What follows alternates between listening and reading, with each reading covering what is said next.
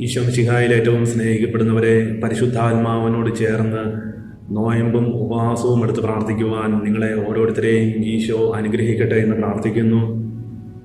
പ്രിയപ്പെട്ടവരെ, ഞാനത് പറയുമ്പോൾ തിരുസഭ നമുക്ക് നൽകിയിരിക്കുന്ന 50 നോയമ്പ്, 25 നോയമ്പ്, പരിശുദ്ധ അമ്മ മാതാവിൻ്റെ തിരുനാളിനോടനുബന്ധിച്ചുള്ള നോയമ്പുകൾ, ഇതിനെപ്പറ്റി ഒന്നുമല്ല ഞാൻ പറയുന്നത്. നമ്മുടെയൊക്കെ വ്യക്തി ജീവിതത്തിൽ, കുടുംബജീവിതത്തിൽ ചില നിയോഗങ്ങൾക്ക് വേണ്ടിയൊക്കെ നമ്മൾ നോയമ്പെടുത്ത് ഉപവസിച്ച് പ്രാർത്ഥിക്കാറുണ്ട്. എന്നാൽ ഇതൊക്കെ ചില വിപരീത ഫലങ്ങൾ ഉണ്ടാക്കാറുണ്ട്. പ്രിയപ്പെട്ടവരെ, ഒരിക്കലും ഒരു സഹോദരി പങ്കുവച്ച ഒരു കാര്യമാണ്. ഈ സഹോദരി കുടുംബജീവിതം നയിക്കുന്ന വ്യക്തിയായിരുന്നു. ഹസ്ബൻഡ് നല്ലൊരു ജോലിയുണ്ട്, ഇവർ സമാധാനത്തോടെ സന്തോഷത്തോടെ മുമ്പോട്ട് പോകുമ്പോൾ ഈ സഹോദരിക്ക് ഒരു വെളിപാട് ലഭിച്ചു. നോയമ്പെടുത്ത് ഉപവസിച്ച് പ്രാർത്ഥിക്കണം. പ്രിയപ്പെട്ടവരെങ്ങനെ വെളിപാടൊക്കെ ലഭിച്ച് നോയമ്പെടുത്ത് ഉപവസിച്ച് പ്രാർത്ഥിക്കുന്ന ആരെങ്കിലും ഉണ്ടെങ്കിൽ നിങ്ങൾ ഈ ഒരു വചനം ധ്യാനിക്കുന്നത് നല്ലതായിരിക്കും. 1 കൊരിന്ത്യർ 7-ാം അധ്യായം 5-ാം വാക്യം, പ്രാർത്ഥനാ ജീവിതത്തിനായി ഇരുവരും തീരുമാനിക്കുന്ന കുറേ കാലത്തേക്കല്ലാതെ പരസ്പരം നൽകേണ്ട അവകാശങ്ങൾ നിഷേധിക്കരുതെന്ന്. പരസ്പരം തീരുമാനിച്ച് മാത്രമേ കുടുംബജീവിതത്തിൽ ഇതുപോലെയുള്ള ഉപവാസവും നോയമ്പും ഒക്കെ എടുക്കാവുള്ളൂ. അങ്ങനെ ഈ സഹോദരി ഉപവാസവും നോയമ്പും എടുത്ത് ഒരാഴ്ച കഴിഞ്ഞു, 2 ആഴ്ച കഴിഞ്ഞു, ഒരു മാസം കഴിഞ്ഞു. നോയമ്പും ഉപവാസവും തീരുന്നില്ല. ഒരു സുപ്രഭാതത്തിൽ ഈ ഹസ്ബൻഡ് കൂടെ ജോലി ചെയ്യുന്ന ഒരു സഹോദരിയോട് കൂടെ ഇറങ്ങിപ്പോയി. ഈ സഹോദരിക്ക് വക്കീൽ നോട്ടീസ് അയച്ചു, എനിക്ക് ഡിവോഴ്സ് വേണം, എനിക്ക് നിൻ്റെ കൂടെ ജീവിക്കുവാൻ താല്പര്യമില്ല. ഇപ്പോൾ ഈ സഹോദരി കരച്ചിലും ബഹളവുമായിട്ട് ഇങ്ങനെ നടക്കുകയാണ്. കാരണം ഈ സഹോദരി പറയുന്നത്, ഈ സഹോദരിക്ക് വെളിപാട് ലഭിച്ചതുകൊണ്ടാണ്. ഇതാര് വെളിപാട് കൊടുത്തു എന്ന് അറിയില്ല. ഇതുപോലെയുള്ള വെളിപാടുകൾ ഒരിക്കലും ഈശോയും പരിശുദ്ധ അമ്മയും പരിശുദ്ധ ആത്മാവും ഒന്നും കൊടുക്കുകയില്ലെന്ന് 100% ഉറപ്പുണ്ട്. കാരണം ഒരു കുടുംബജീവിതം തകർത്തിട്ട് നോയമ്പും ഉപവാസവും എടുത്തിട്ടൊന്നും പ്രത്യേകിച്ച് കാര്യമൊന്നുമില്ല. അങ്ങനെ ഈ സഹോദരിയുടെ കുടുംബജീവിതം തകർന്നുപോയി. പ്രിയപ്പെട്ടവരെ, ഒരിക്കൽ ഒരു വ്യക്തി പങ്കുവച്ച ഒരു കാര്യമാണ്. ഈ വ്യക്തി പ്രത്യേകമായ ഒരു ഭൗതിക നേട്ടത്തിന് വേണ്ടി ഉപവസിച്ച് പ്രാർത്ഥിക്കുവാൻ തുടങ്ങി. അങ്ങനെ ഉപവസിച്ച് പ്രാർത്ഥിച്ച് ഈ വ്യക്തിക്ക് വയറ്റിൽ വേദനയായി. ഹോസ്പിറ്റലിൽ ചെന്ന് ഡോക്ടറെ കണ്ടു. അപ്പോഴാണ് അറിയുന്നത് ഈ വ്യക്തിക്ക് അൾസറായി. ഡോക്ടർ പറഞ്ഞു ബയോപ്സിക്ക് അയച്ചു കൊടുക്കണം. അങ്ങനെ ഈ വ്യക്തിക്ക് മാരകമായിട്ടുള്ള മറ്റൊരു അസുഖത്തിലേക്ക് ഈ വ്യക്തി കടന്നുപോയി. പ്രിയപ്പെട്ടവരെ, ഈ വ്യക്തി പറയുന്ന ഒരു കാര്യമുണ്ട്, ഞാൻ ഉപവസിച്ച് പ്രാർത്ഥിച്ചത് ഈശോയോടല്ല, പിന്നെ എന്തുകൊണ്ട് എനിക്കിങ്ങനെ വന്നു എന്ന്. പ്രിയപ്പെട്ടവരെ, ഞാൻ ഈ പറയുമ്പോൾ നമ്മൾ ഉപവസിക്കണം, നോയമ്പെടുക്കണം, അതൊക്കെ ചെയ്യുമ്പോൾ നമ്മൾ പരിശുദ്ധാത്മാവിൻ്റെ ഇഷ്ടമനുസരിച്ച്, പരിശുദ്ധാത്മാവിൻ്റെ ഹിതമനുസരിച്ച് നമ്മൾ ചെയ്യുമ്പോൾ നമുക്കിതെല്ലാം അനുകൂലമാക്കി മാറ്റിത്തരും. കുടുംബജീവിതത്തിലാണേലും നമ്മുടെ വ്യക്തി ജീവിതത്തിലാണേലും. പ്രിയപ്പെട്ടവരെ, നമ്മൾ ഈ ഭക്ഷണം കഴിക്കുക, അല്ല ഭക്ഷണം കഴിക്കാതിരിക്കുക, ഇറച്ചിയും മീൻ ഒഴിവാക്കുക, മുട്ട ഒഴിവാക്കുക, ഇതിനെ കഴിഞ്ഞും കൂടുതലായിട്ട് നമ്മൾ ചെയ്യേണ്ടത് നമ്മുടെ പഞ്ചേന്ദ്രിയങ്ങളെ നമ്മൾ നിയന്ത്രിക്കുമ്പോൾ, നമ്മൾ ഇറച്ചി ഒഴിവാക്കി, മുട്ട ഒഴിവാക്കി, മീൻ ഒഴിവാക്കി, ഇതെല്ലാം ഒഴിവാക്കിയതിന് ശേഷം നമ്മൾ സംസാരിക്കുന്നത് നെഗറ്റീവായിട്ടുള്ള കാര്യങ്ങളാണെങ്കിൽ നമ്മുടെ ജീവിതത്തിലേക്ക് കടന്നു വരേണ്ട അനുഗ്രഹങ്ങളെല്ലാം നഷ്ടപ്പെട്ടു പോയിക്കൊണ്ടിരിക്കും. ഭക്ഷണം നമ്മൾ ഉപവാസം നോയമ്പൊക്കെ എടുക്കുമ്പോൾ ഭക്ഷണം ഒഴിവാക്കണം. അത് നമ്മുടെ ശരീരത്തിൻ്റേതായിട്ടുള്ള ജഡിക സുഖങ്ങളെ ഇല്ലാതാക്കുവാൻ വേണ്ടിയൊക്കെ നല്ലതാണ്. എന്നാൽ അതിനേക്കഴിഞ്ഞും ഉപരിയായിട്ട് നമ്മൾ പഞ്ചേന്ദ്രിയങ്ങളെ നിയന്ത്രിക്കുവാൻ വേണ്ടി നമ്മൾ ഉപവാസം എടുക്കുമ്പോൾ, നമ്മൾ നോയമ്പെടുക്കുമ്പോൾ വലിയ ദൈവാനുഗ്രഹങ്ങൾ നമ്മുടെ ജീവിതത്തിലേക്ക് കടന്നു വരും. പ്രിയപ്പെട്ടവരെ, ഈശോ 40 രാവും 40 പകലും മരുഭൂമിയിൽ ഉപവസിക്കുമ്പോൾ പരിശുദ്ധാത്മാവിനാൽ നിറഞ്ഞതിന് ശേഷമാണ് ഈ മരുഭൂമിയിൽ ഉപവസിച്ച് പ്രാർത്ഥിക്കുവാൻ വേണ്ടി, നോയമ്പെടുക്കുവാൻ വേണ്ടി ഈശോ പോകുന്നത്. പ്രിയപ്പെട്ടവരെ, നമ്മുടെയൊക്കെ ജീവിതത്തിൽ പരിശുദ്ധാത്മാവ് മാമോദീസായിലൂടെ നമ്മുടെ ഉള്ളിലേക്ക് കടന്നു വന്നിട്ടുണ്ട്.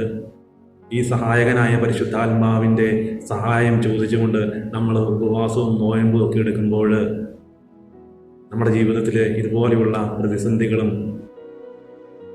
ഇതുപോലെയുള്ള തകർച്ചകളും കടന്നു വരില്ല. ഞങ്ങൾ നാട്ടിലായിരിക്കുമ്പോൾ ഞങ്ങളുടെ ഒരു അച്ഛനുണ്ട്. അച്ഛനിങ്ങനെ പല സ്ഥലങ്ങളിലും ശുശ്രൂഷയ്ക്ക് പോകുമ്പോൾ ഞങ്ങൾ 2-3 പേരെ ഇങ്ങനെ കൂട്ടിക്കൊണ്ട് പോകും. അപ്പോൾ ഞങ്ങൾ ഈ അച്ഛൻ്റെ പള്ളിയിൽ ചെല്ലുമ്പോൾ കൂടെയുള്ള 2 പേരിങ്ങനെ പറയും. ഒരാൾ പറഞ്ഞു, ഞാൻ രാവിലെ ഒരു നേരമാണ് ഭക്ഷണം കഴിച്ചിരിക്കുന്നത്. അപ്പോൾ അടുത്തയാൾ പറഞ്ഞു, ഞാൻ ഇന്നത്തെ ദിവസം ഭക്ഷണം കഴിച്ചിട്ടില്ല, ഇന്ന് ശുശ്രൂഷയിൽ അഭിഷേകം വെളിപ്പെടാൻ വേണ്ടി ഞാനിത് നിയോഗമായിട്ട് ഇന്നത്തെ ദിവസം ഞാൻ ഭക്ഷണം കഴിച്ചിട്ടില്ല. അപ്പോൾ ഞാൻ പറയുന്ന ഒരു കാര്യമുണ്ട്. ഞാൻ രാവിലെ വീട്ടിൽ നിന്ന് കപ്പയും മീനും കഴിച്ചു, ഉച്ചയ്ക്ക് ചോറും കഴിച്ച് പോരുന്ന വഴിക്ക് ഒരു കട്ടൻ ചായയും ബോണ്ടയും കഴിച്ചു. പ്രിയപ്പെട്ടവരെ, അന്ന് ആ ഒരു ശുശ്രൂഷ ചെയ്യുമ്പോൾ ഞാൻ ഒരിക്കലും എന്നെ ഇങ്ങനെ പൊക്കി പറയുന്നതായിട്ടോ അങ്ങനെ ഒന്നും ചിന്തിക്കരുത്.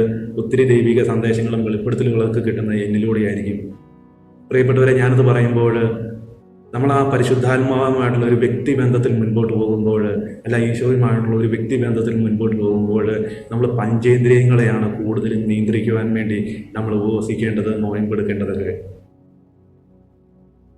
നമ്മൾ കുറച്ച് ഇറച്ചിയും മീനും എല്ലാം വേണ്ടെന്ന് വെക്കുമ്പോൾ അത് നമുക്ക് തിരുസഭ 50 നോയമ്പ് 25 നോയമ്പൊക്കെ നമുക്ക് തന്നിട്ടുണ്ട്. ആ ഒരു സമയത്തൊക്കെ ഈ നോയമ്പുകളൊക്കെ എടുത്ത് നമ്മൾ പ്രാർത്ഥിക്കണം. അല്ലാതെ നമ്മുടെ വ്യക്തി ജീവിതത്തിലെ ഇതുപോലെയുള്ള നോയമ്പുകളും ഉപവാസങ്ങളൊക്കെ എടുക്കുമ്പോൾ നമ്മുടെ ശരീരത്തെ ഇല്ലാതാക്കുന്നു, നമ്മുടെ ശരീരത്തിൻ്റെ ശക്തി നഷ്ടപ്പെടുന്നു, നമുക്ക് പ്രാർത്ഥിക്കാൻ പറ്റത്തില്ലാത്ത അല്ല രോഗത്തിൻ്റെ അവസ്ഥയിലൂടെയൊക്കെ കടന്നു പോകേണ്ടി വരും. പ്രിയപ്പെട്ടവരെ, ഇതുപോലെ ഉപവാസവും നോയമ്പും എടുത്ത് പ്രാർത്ഥിക്കുമ്പോഴൊക്കെ ഞാൻ ഒത്തിരി ഭക്ഷണം കഴിക്കുന്ന ഒരു വ്യക്തിയാണ്. 3 നേരം അല്ല 4 നേരം ഭക്ഷണം കഴിക്കുന്ന വ്യക്തിയാണ്. എന്നാലും ഒരിക്കൽ ഇങ്ങനെ പ്രാർത്ഥിച്ചുകൊണ്ടിരുന്നപ്പോൾ പരിശുദ്ധാത്മാവിനോട് പറഞ്ഞു, ഒരു നേരം പോലും ഭക്ഷണം കഴിക്കാതെ പരിശുദ്ധ കുർബാനയും വെള്ളവുമായിട്ട് 21 ദിവസം നോയമ്പെടുത്ത് പ്രാർത്ഥിക്കണമെന്ന് പറഞ്ഞു. അപ്പോൾ ഞാൻ പരിശുദ്ധാത്മാവിനോട് പറഞ്ഞു, പരിശുദ്ധാത്മാവെ, ഞാൻ 4 നേരം ഭക്ഷണം കഴിച്ചുകൊണ്ടിരിക്കുന്ന, അല്ല ഭക്ഷണം കിട്ടുമ്പോഴെല്ലാം കഴിക്കുന്ന ഒരു വ്യക്തിയാണ്. ഞാൻ ഈ ഒരു നേരം പോലും കഴിക്കാതെ പരിശുദ്ധ കുർബാനയും വെള്ളവുമായിട്ട് ഞാൻ എങ്ങനെ നോയമ്പെടുത്ത് പ്രാർത്ഥിക്കും എന്ന് പറഞ്ഞ് ഞാനിങ്ങനെ പരിശുദ്ധാത്മാവിനോട്, ഞാനത് ഉള്ള കാര്യം ഞാൻ പരിശുദ്ധാത്മാവിനോട് പറഞ്ഞു. പരിശുദ്ധാത്മാവ് പ്രത്യേകിച്ചൊന്നും പറഞ്ഞൊന്നുമില്ല. എന്നാൽ ഓരോ ദിവസം ചെല്ലും തോറും എൻ്റെ ഈ ഭക്ഷണത്തോടുള്ള ഈ ഭക്ഷണം കഴിക്കുന്നത് ഓരോ സമയം 4 നേരമാണെങ്കിൽ അത് 3 നേരമായി, 2 നേരമായി, 1 നേരമായി, അവസാനം കട്ടൻ ചായ മാത്രം കുടിക്കുന്നൊരു അവസ്ഥയിലേക്ക് വന്നു. അപ്പോൾ പരിശുദ്ധാത്മാവിനോട് പറഞ്ഞു, നീ ഇന്ന് മുതൽ നോയമ്പെടുത്തോളാൻ പറഞ്ഞു. ഞാൻ എല്ലാ ദിവസവും പ്രഭാതത്തിൽ ഇടവപ്പള്ളിയിൽ പോയി വിശുദ്ധ ബലിയിൽ സംബന്ധിക്കും, വിശുദ്ധ കുർബാന സ്വീകരിക്കും. ഈ വിശുദ്ധ കുർബാന സ്വീകരിച്ചതിന് ശേഷം ഞാൻ അനുഭവിക്കുന്നത്, എനിക്ക് ഏറ്റവും ഇഷ്ടമുള്ള ഭക്ഷണം എന്ത് കഴിച്ചോ അതേ അനുഭവത്തിലൂടെയാണ് ഞാൻ കടന്നു വരുന്നത്. പച്ചവെള്ളം മാത്രം കഴിച്ച് 21 ദിവസം മുൻപോട്ട് പോയി. എനിക്ക് പ്രത്യേകിച്ച് യാതൊരു ബുദ്ധിമുട്ടുകളും ഉണ്ടായില്ല. കാരണം പരിശുദ്ധാത്മാവ് പറഞ്ഞു, പരിശുദ്ധാത്മാവ് എൻ്റെ ശരീരത്തെ അതെല്ലാം ക്രമപ്പെടുത്തി കഴിഞ്ഞപ്പോൾ എനിക്ക് പ്രത്യേകിച്ച് ബുദ്ധിമുട്ടുകളൊന്നും ഉണ്ടായിട്ടില്ല. പ്രിയപ്പെട്ടവരെ, ഇതുപോലെ നോയമ്പെടുക്കുന്നവർ, ഉപവാസം എടുക്കുന്നവർ, പ്രത്യേകിച്ച് പരിശുദ്ധാത്മാവിൻ്റെ ഇഷ്ടമനുസരിച്ച് പരിശുദ്ധാത്മാവിനോട് ആലോചന ചോദിച്ച്, നമ്മുടെ നിത്യസഹായകനായ പരിശുദ്ധാത്മാവ്, എല്ലാ കാര്യങ്ങളും നമ്മളെ സഹായിക്കുന്ന പരിശുദ്ധാത്മാവ്, ഈ പരിശുദ്ധാത്മാവിൻ്റെ ഇഷ്ടമനുസരിച്ച് നമ്മൾ നോയമ്പും ഉപവാസവും എടുത്ത് പ്രാർത്ഥിച്ച് ഈശോയുമായുള്ള ആ ഒരു വ്യക്തിബന്ധത്തിൽ മുൻപോട്ട് പോകുവാൻ നിങ്ങളെ ഓരോരുത്തരെയും പരിശുദ്ധാത്മാവ് സഹായിക്കട്ടെ എന്ന് പ്രാർത്ഥിക്കുന്നു. പരിശുദ്ധ അമ്മ മാതാവിൻ്റെ വിമല ഹൃദയത്തിലേക്ക് നിങ്ങളെ ഓരോരുത്തരെയും പ്രതിഷ്ഠിക്കുന്നു. വിശുദ്ധ മിഖായേൽ ദൂതൻ്റെ സംരക്ഷണവും പരിശുദ്ധ അമ്മ മാതാവിൻ്റെ ഈ ഒക്ടോബർ മാസത്തിൽ കൂടുതൽ ജപമാല ചൊല്ലി പ്രാർത്ഥിച്ച് പരിശുദ്ധ അമ്മയിലൂടെ ഈശോയിലേക്ക് കൂടുതൽ മുട്ടിച്ചേർന്നിരിക്കുവാൻ നിങ്ങളെ ഓരോരുത്തരെയും അനുഗ്രഹിക്കട്ടെ.